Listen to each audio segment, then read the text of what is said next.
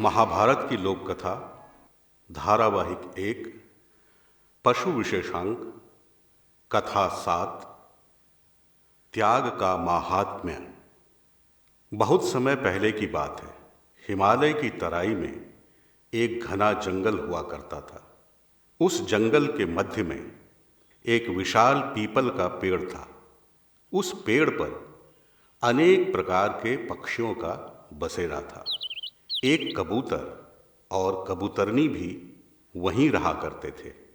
जब कबूतरी ने अंडे दिए तो वे दोनों बहुत खुश थे। एक दिन की बात है, एक बहेलिया उस जंगल में आया।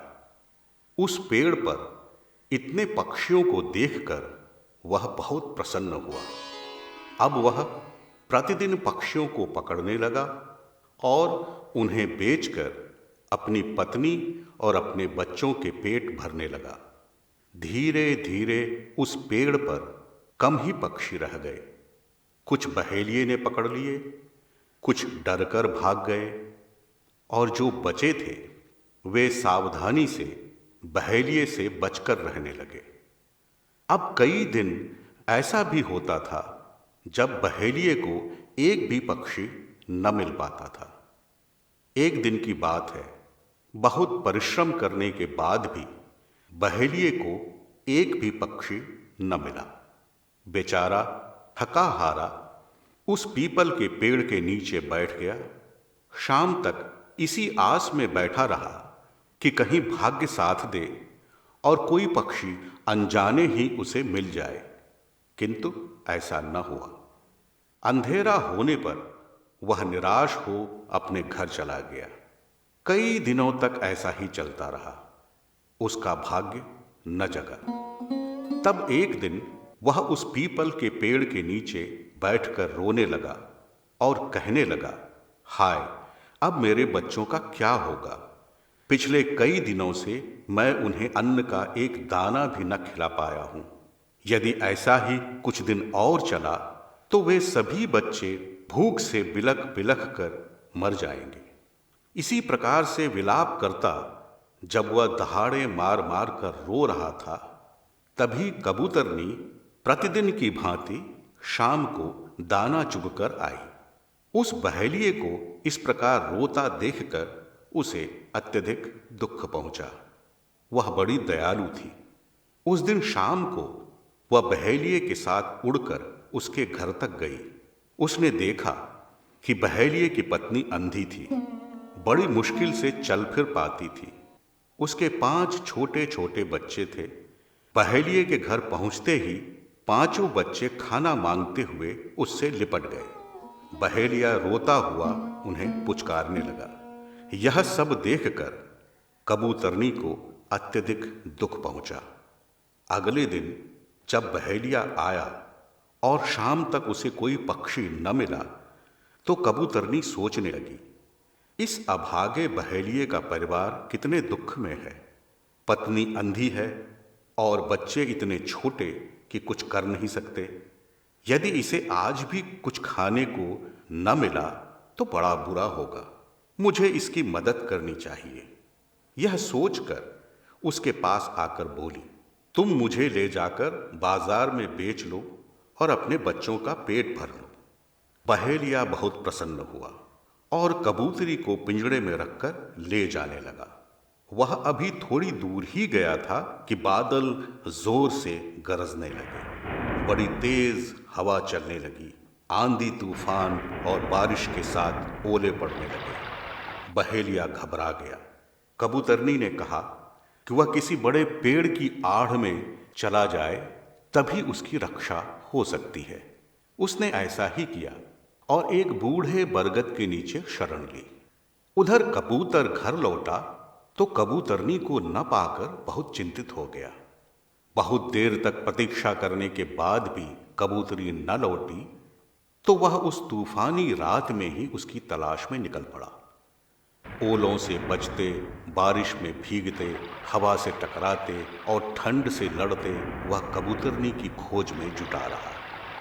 कई घंटों के बाद वह भी उसी बरगद के पेड़ पर जा बैठा जहां वह बहेलिया कबूतरनी के साथ बैठा हुआ था। वहां पहुंचकर वह जोर जोर से विलाप करने लगा।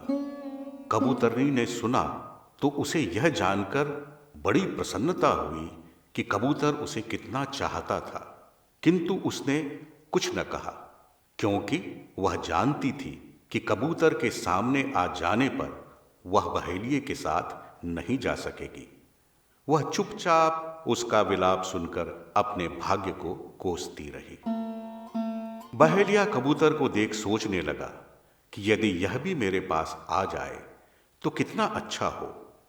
2 पक्षियों से कम एक दिन के खाने का इंतजाम तो हो ही जाएगा। परंतु बारिश और ठंड में भीगने के कारण वह बेबस था। कुछ देर के बाद उसे लगा कि यदि गर्मी का कुछ इंतजाम नहीं हुआ तो वह ठंड से मर जाएगा। उसने कबूतर से कहा कि क्या वह उसकी इस बारे में कुछ मदद कर सकता है। कबूतर वैसे तो खुद ही दुखी था, किंतु बड़ा नेक दिल था। उसने कुछ लकड़ी जमा कर आग जला दी। बहेलिया आग के सामने बैठकर गर्मी लेने लगा।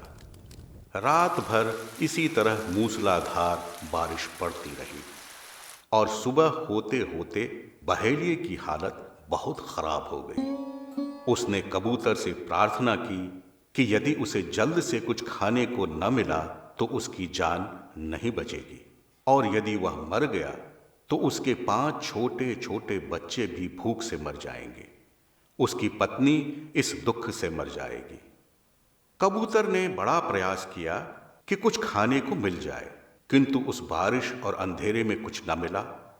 तब उसने सोचा कि मेरे बच्चों के लिए कबूतरी तो है, यह बहेलिया अगर मर गया तो इसका पूरा परिवार नष्ट हो जाएगा।